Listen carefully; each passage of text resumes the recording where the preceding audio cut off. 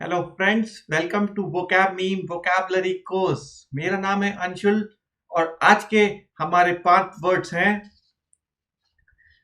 Rejuvenate, misogynist, misandrist, feminist, folklore, ensemble, embark.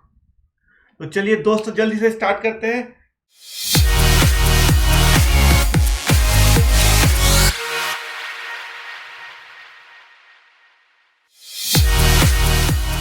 आज का हमारा पहला वर्ड है रिजुविनेट। क्या बोलते हैं दोस्तों इसको? रिजुविनेट।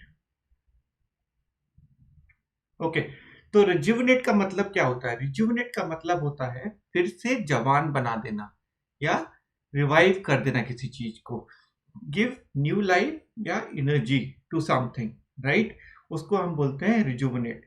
तो देखते हैं इस मीम में क्या हो रहा है दोस्तों। इस मीम में ये जो डॉगी है ये अपने फ्रेंड से बोलता है लेट्स रिजुविनेट अवर हेयर, मतलब अपने बालों को नई जान देते हैं, उनको रिवाइव कर लेते हैं, उनको अच्छा बना लेते हैं। तो राइट, तो इस मीम को याद रखिए। रिजुविनेट का मीनिंग याद रखने के लिए दोस्तों इस मीम को अच्छे से याद रखिए। अब रिजुविनेट को कहाँ कहाँ यूज कर सकते हैं बताइए, कैसे यूज कर सकते हैं रिजुविनेट? एक तो रिजुविनेट हेयर, रिजुविनेट स्किन, और कैसे रिजुविनेट को यूज कर सकते हैं? Rejuvenate automobile sector. अगर कारों की सेल कम हो रही है, मतलब अभी आप देख रहे हैं with present economic situation automobile sector is going down, government right now should do something to rejuvenate the automobile sector. India China के रिलेशनशिप खराब हो रहे हैं, India should rejuvenate ties with China, मतलब चाइना के साथ रिलेशनशिप फिर से अच्छे करने चाहिए, फिर से उसको रिवाइव करना है, जवान करना है, रिन्यू करना है, उसको हम रिजुविनेट बोलते हैं। अगर आपकी किसी से लड़ाई हो जाए और मान लो आपने 2 महीने तक अपने दोस्त से बात नहीं करी, तो उसको हम बोल सकते हैं rejuvenate relationship. I want to rejuvenate relationship with my friend, right? तो ऐसे हम रिजुविनेट को यूज कर सकते हैं। तो चलिए चलते हैं हम दोस्तों हमारे नेक्स्ट वर्ड पे। नेक्स्ट वर्ड एक नहीं है, नेक्स्ट वर्ड 3 है। इन तीनों का डिफरेंस समझना बहुत जरूरी है, काफी फ्रिक्वेंटली यूज होते हैं ये वर्ड। पहला वर्ड है मिसोजिनिस्ट। तो दोस्तों मिसोजिनिस्ट क्या होता है? इस मीम में क्या दिख रहा है? इस मीम में दिख रहा है man is greater than women. तो दोस्तों यही इसका मतलब होता है।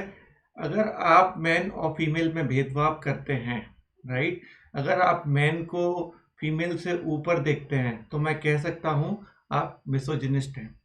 अगर आप बोलते हैं यार खाना बनाना तो केवल लड़कियों का काम है, यार ये लड़कियों के बस की बात नहीं है, तो मैं इन अ वे कह सकता हूं आप मिसोजिनिस्ट हैं। मिसोजिनिस्ट मतलब one who hates women, hate या फिर डिसरिस्पेक्ट भी करें तो उसको भी मैं मिसोजिनिस्ट बोलता हूँ। इसको ऐसा एडजेक्टिव भी हम यूज कर सकते हैं। अगर मैं बोलता हूँ he is having a misogynist attitude, अगर कोई आपका फ्रेंड किसी वुमेन को डिसरिस्पेक्ट करता है तो आप उसको बोलिए ही इज अ मिसोजिनिस्ट और he is having a misogynist attitude, right? Second word है इसका मिसेंड्रिस्ट। तो मिसेंड्रिस्ट में क्या होता है? मिसेंड्रिस्ट में समवन हु हेट्स मैन, इसमें जस्ट उल्टा हो गया मिसोजिनिस्ट का। तो जो मैन को डिसलाइक करता है उसको हम बोल सकते हैं मिसेंड्रिस्ट। तो अगर कोई बंदी है जो लड़कों से बहुत ज्यादा हेट करती है, उसको डिसलाइक करती है, तो उसको आप बोलिए मिसेंड्रिस्ट। थर्ड वर्ड जो काफी यूज होता है फेमिनिस्ट। ये आपने अक्सर न्यूज में सुना होगा या काफी जगह आपने ये वर्ड सुना होगा। तो a person who supports equal rights for both man and women, we call him feminist.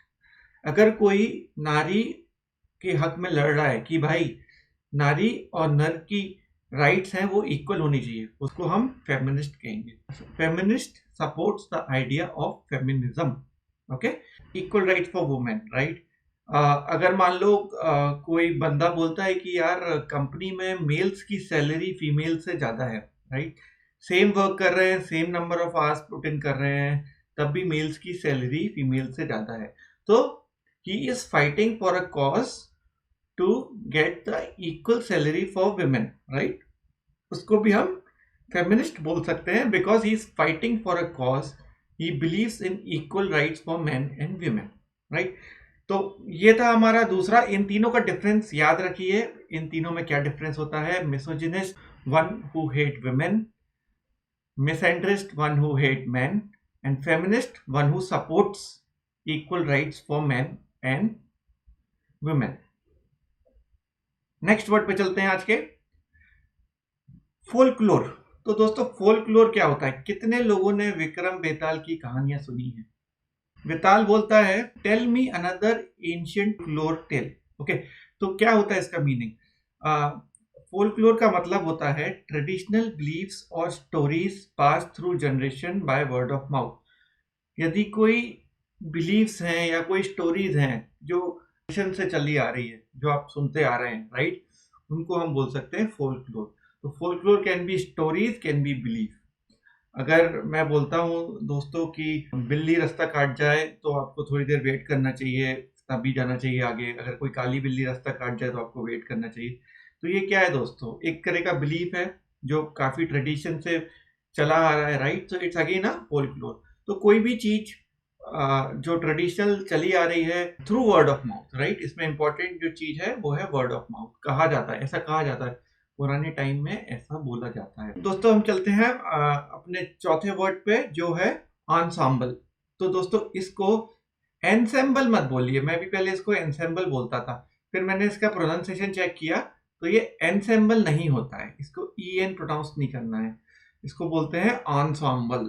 ये आ की आवाज आनी चाहिए इसमें, ensemble। ओके, अब इस वर्ड पे हम थोड़ा टाइम स्पेंड करेंगे क्योंकि ensemble की मीनिंग बहुत सारे होते हैं, 4 या 5 मीनिंग होते हैं। इसको 4 या 5 डिफरेंट कंटेक्स्ट में यूज कर सकते हैं। इसको बहुत जरूरी है समझना, क्योंकि जब भी आप ये वर्ड किसी नॉवल में, किसी न्यूज़पेपर पे या किसी न्यूज़ में डिस्कवर करेंगे तो इसको काफ़ी अलग अलग तरीके से यूज़ किया जाता है।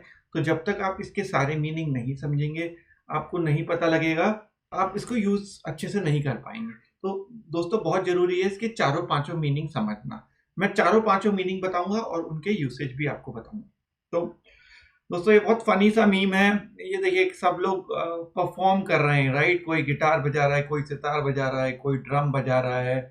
तो पहला मीनिंग जो मेन मीनिंग ensemble का होता है, व्हेन काफी सारे कलाकार मिलके परफॉर्म करते हैं। ये देखिए कितने सारे कलाकार हैं, सब मिलके परफॉर्म कर रहे हैं, तो इसको हम बोलते हैं ensemble। इसका usage, the ensemble performs on stage, right. तो a group of musicians, actors या फिर डांसर्स who perform together, उसको हम बोलते हैं ensemble। यूसेज देखते हैं, ensemble of fine actors, right? Ensemble played music with precision and sensitivity, right? Ensemble consists of 2 drummers, 2 guitarists, 2 pianists, right? ऐसे इसको यूज कर सकते हैं। दोस्तों इसका सेकंड मीनिंग क्या होता है? अगर मान लो ये सारे लोगों ने, ये सारे कलाकारों ने मिलके कोई एक पैसेज या म्यूजिक, पोइट्री लिखी या कुछ भी लिखा जिसको ये परफॉर्म करने वाले हैं, राइट, उसको भी हम ensemble बोलते हैं, राइट। तो एक्टर्स, इसका मैं यूसेज बताता हूं। Actors merged their individual talent to create a ensemble, right. इन सब लोग ने मिलके कुछ लिखा जो इसको परफॉर्म करने वाले हैं, उसको भी हम बोलेंगे ensemble। तीसरा मीनिंग जो होता है वो होता है कोऑर्डिनेशन बिटवीन परफॉर्मर्स।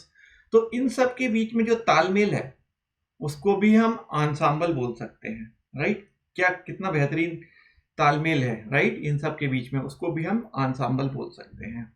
तो इसका दोस्तों यूसेज देखते हैं।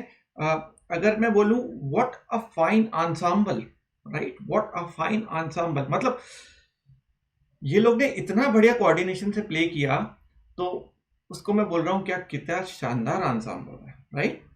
चौथा मीनिंग क्या होता है? If you look at the things in a group rather than looking as individual, उसको भी ensemble बोलता हूं। अगर मान लो एक सिटी के बीच में स्क्वायर है और बहुत सारी बिल्डिंग है वहां पे, और उन सब बिल्डिंग को मिला के सिटी बहुत ब्यूटीफुल लगती है, तो I can say building in the square present a charming ensemble, right. सब चीजों को इकट्ठा ग्रुप में देख रहा हूं मैं, तो उसको मैं बोलूंगा ensemble। इंडिविजुअली नहीं देख रहा हूं, उसको मैं ग्रुप में देख रहा हूं। ensemble का हमारा जो लास्ट मतलब होता है, इसको क्लोथिंग में भी यूज करते हैं।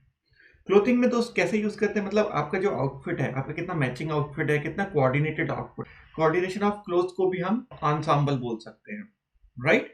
तो इसका मैं एक एग्जांपल देता हूं। Deepika post in a desi red ensemble at the Om Shanti Om premiere girls ensemble, right. तो आप इसको ऐसे भी यूज कर सकते हैं, your ensemble is looking great, right.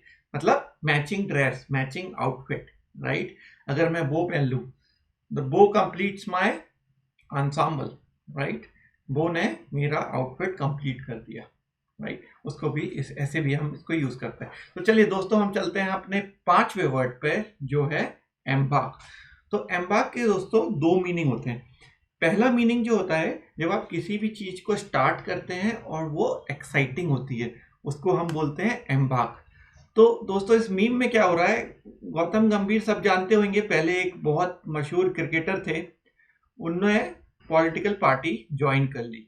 तो वी कैन से गौतम गंभीर embarked on a new journey, या गौतम गंभीर embarked a new career।